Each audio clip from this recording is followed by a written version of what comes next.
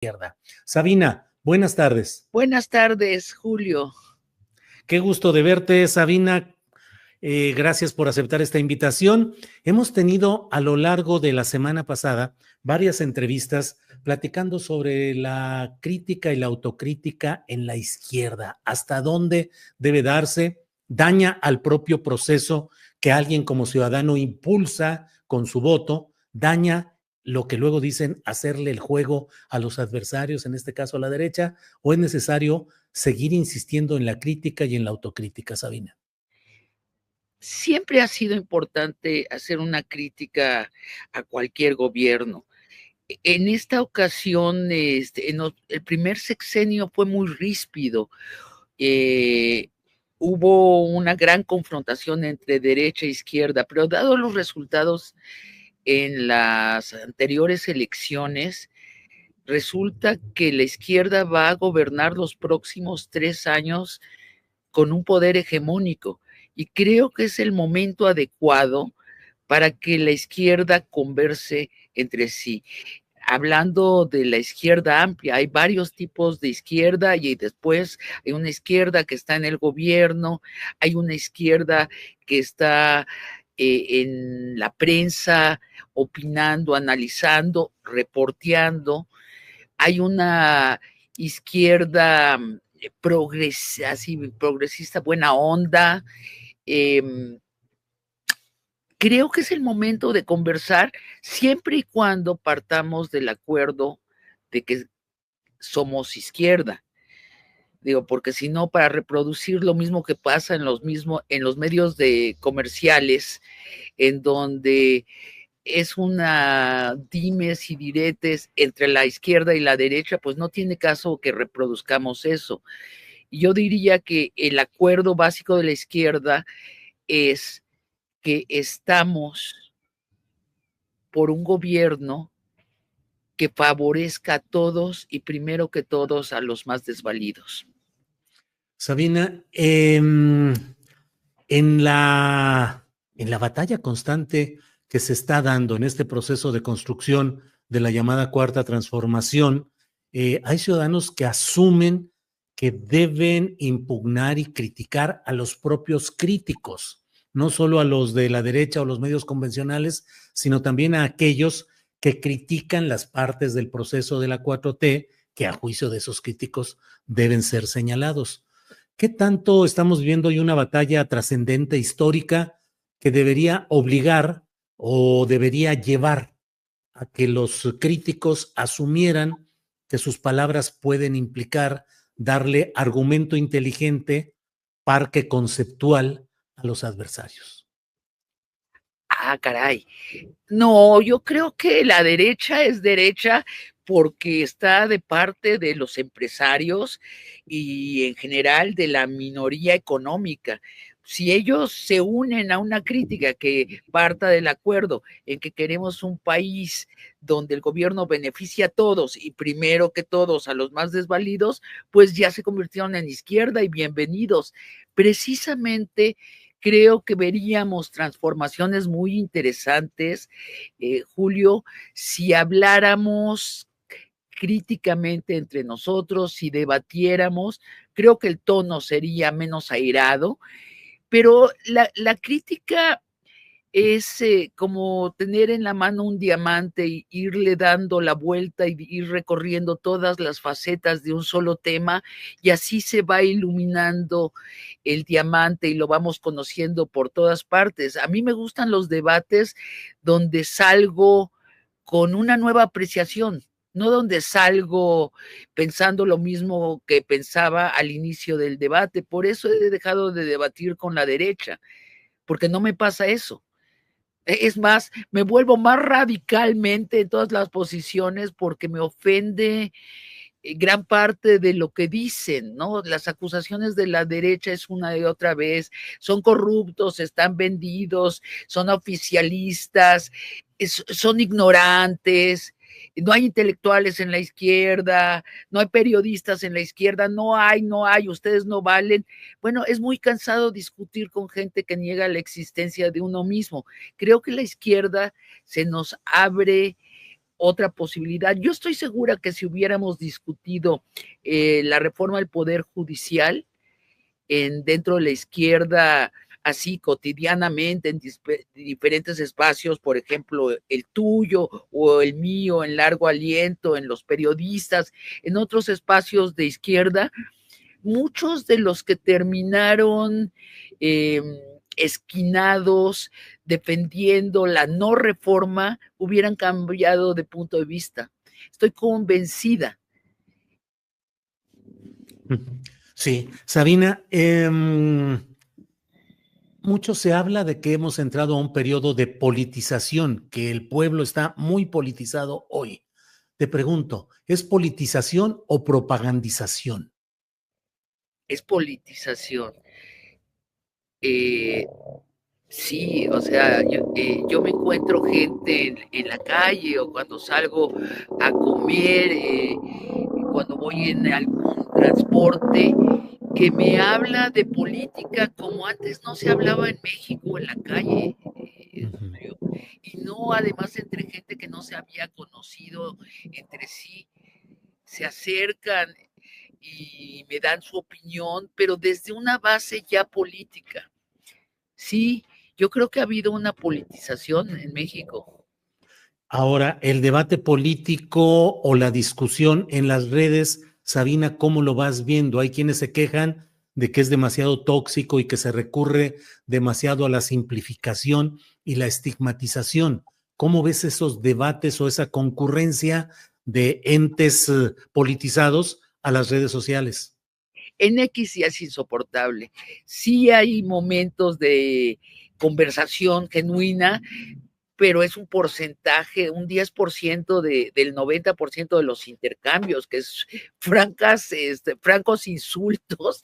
A mí en toda mi vida nunca me han dicho lo que me han dicho en redes, por eso tuve una época de fascinación, ¿no? O sea, decía, como que me ha tratado muy bien la vida y nunca nadie me ha dicho estas canalladas de este tamaño, decía yo hasta dónde, pero ya perdí esa fascinación, ya me aburrió porque es también muy reiterativa.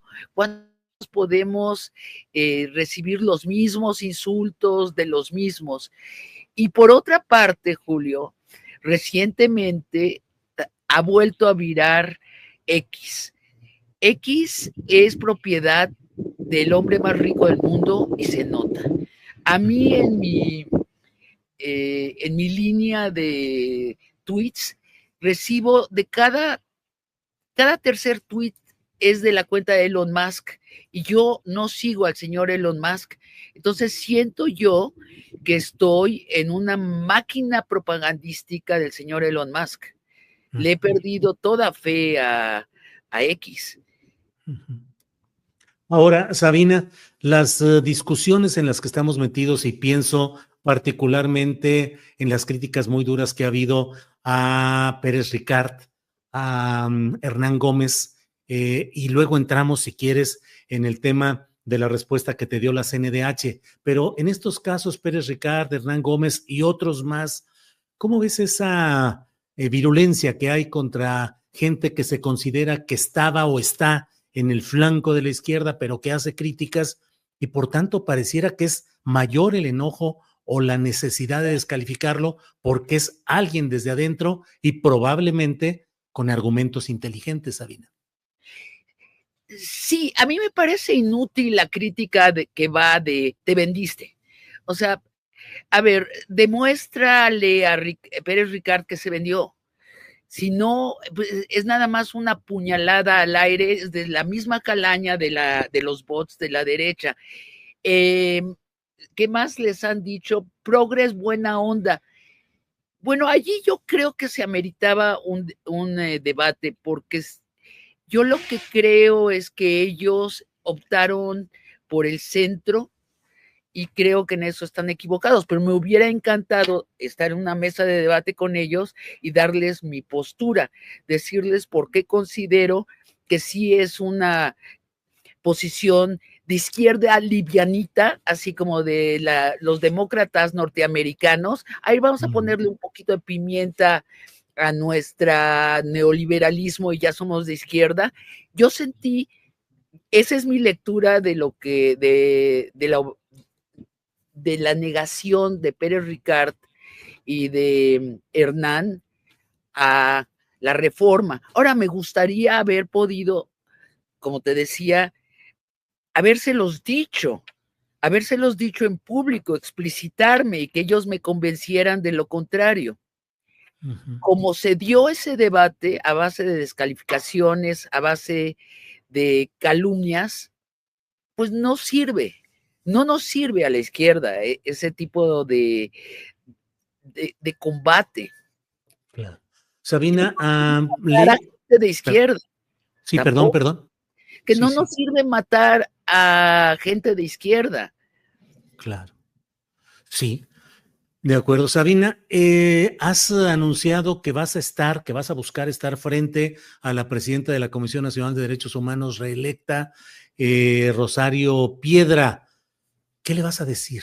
Que la Comisión de Derechos Humanos debe defender a los ciudadanos frente al poder y que ella es parte del poder. ¿Y cómo te defiendes de ella?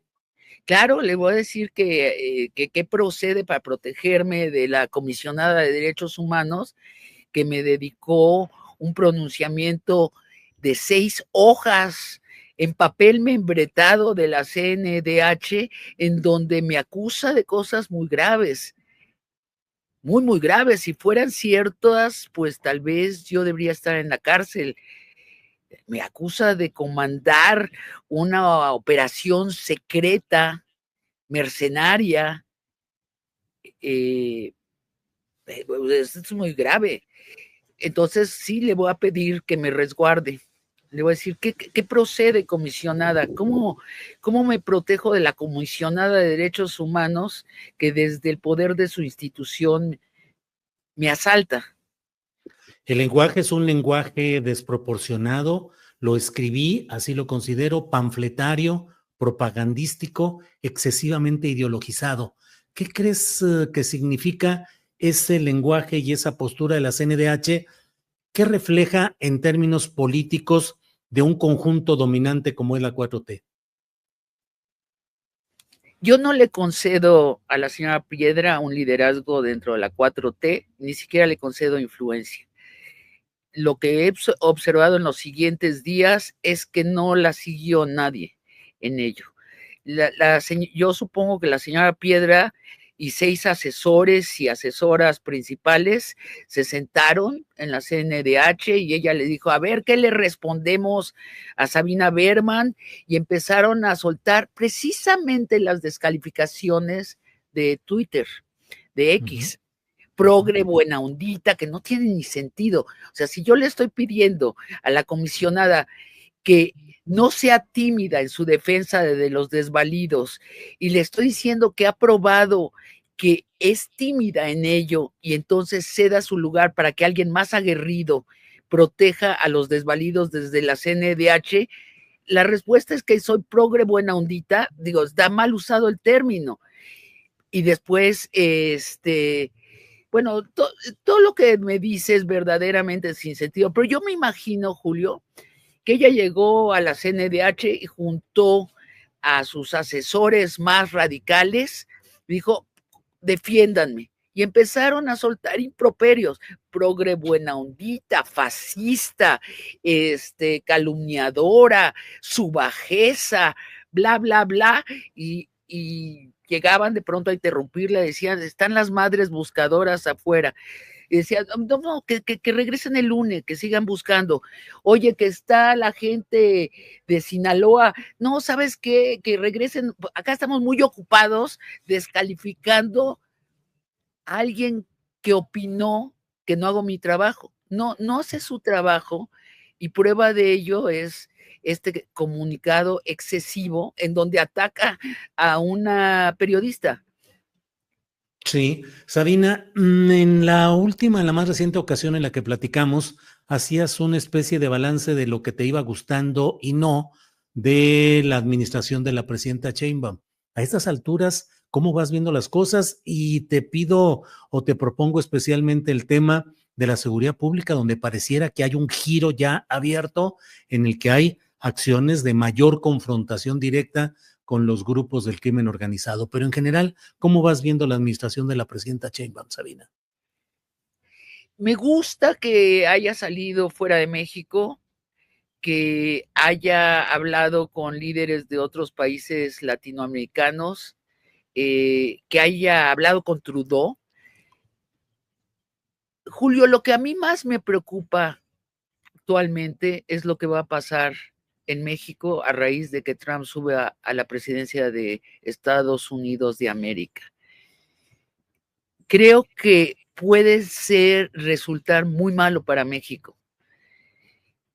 Y creo que que van a empequeñecer nuestros peligros internos si el señor Trump cumple la mitad de lo que promete que hará con México. Entonces, en especial me gustó que la señora Sheinbaum fuera a la cumbre en Brasil y hablara directamente con el señor Trudeau. Creo que fue la reunión bilateral más importante que tuvo. Respecto al tema de la seguridad pública, Sabina, que siguen, hablábamos antes de entrar contigo, de brevemente de cómo Culiacán sigue con balaceras, con secuestros, con todo, y en varios lugares se multiplica esto y pareciera tener también un contexto político de luchas de poder en algunos estados, Tabasco, por ejemplo, eventualmente procesos de desestabilización del país. No sé, ¿qué lectura tienes, Sabina? Todavía lo siento muy revuelto. No sé si porque la realidad en sí misma está revuelta y es cierta la versión que son grupúsculos que están luchando por el poder, o si hay algo más. No lo logro ver claro. Tampoco logro ver clara la estrategia de Harfuch. Celebro que por lo menos se sienta que hay una nueva dirección, porque si la anterior estrategia, un dejar hacer, estaba volviéndose en contra de la gente desvalida, la que queda en el fuego cruzado. Uh-huh. Sabina, hay quienes creen que la batalla real, la oposición, la pugna política verdadera es la que se está dando dentro de la propia Morena, porque la oposición nomás no levanta. ¿Qué opinas de esos jaloneos internos de los que a veces se habla en los corrillos políticos que se dan entre las élites de Morena? Lo primero es distinguir que estamos hablando de las élites y no nos debemos confundir que esa es la política que importa. Eso es palaciego, a mí me atrae poco.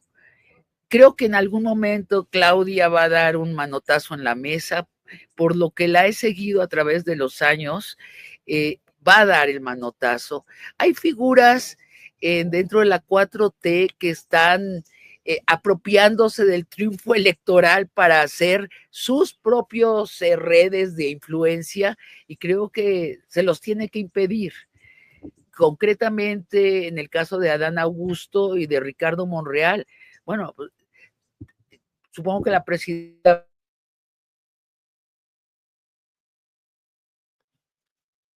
A ver, ahí se pasmó ante la mención de estos personajes, Adán Augusto López Hernández y Ricardo Monreal. Vamos a tratar de recuperar la comunicación porque se pasmó ahí. Vamos a ver, siempre, ya sabe usted, pues son los problemas de Internet, Sí, que es, perdón, Sabina, ¿me escuchas? sí, sí, Se ahora te quedó, se escucho. pasmó en la parte en la que decías los nombres, que yo no sé, pero así sucedió cuando estabas diciendo, ahí están los casos de Adán Augusto López Hernández y Ricardo Monreal, y ¡pum! Ahí se pasmó. Así es que, por favor, repite, Sabina. Si te imaginas, Adán Augusto dijo, cortó, Sí. no sé si tiene esos poderes. Eh, sí, da la impresión que Adán Augusto y Ricardo Monreal están tejiendo sus redes de influencia para lucrar dentro de lo que es el triunfo electoral de la 4T. A mí me parece inmoral. Eh, Me gustaría que la presidenta dé un manotazo y diga, no, no queremos redes internas de influencia, de tráfico de influencia, que es lo peor. Bueno, regresando al asunto de la Comisión Nacional de Derechos Humanos, no sé cuál es tu información, pero habrás oído el rumor insistente que es Adán Augusto quien coloca a la señora Piedra como comisionada, a pesar que los senadores de la 4T no la querían, la habían calificado en el último lugar entre los ponentes que fueron a luchar por el puesto. No lo sé, pero no deberíamos ser complacientes con estas luchas palaciegas. Sí. Imagínate, vamos a tener una comisionada que no sabemos por qué está en la Comisión de Derechos Humanos. No es la primera vez que sucede en la historia de México, por cierto, pero la izquierda debe exigirse otros niveles de moralidad. ¿Qué tan extendido y qué tan amplio sería ese manotazo del que hablas de la presidenta Sheinbaum en caso de que lo diera Sabina? ¿Solo ahí en el ámbito legislativo o tendría que extenderse a otras áreas? Creo que es en el ámbito legislativo. Todavía no ha crecido demasiado y sería ejemplar si lo da y prevendría a otros que estarán pensando. Siempre hay estos políticos que no ganan elecciones, pero se apropian del poder ganado por otros políticos más carismáticos y más valiosos, sin duda. Eso no debe permitírselo la 4T. Es inevitable que siempre haya ese intento parasitario. De vez en cuando hay que hacer limpieza. Bien, Sabina, apreciamos mucho el que hayas estado con nosotros y a reserva de lo que desees agregar,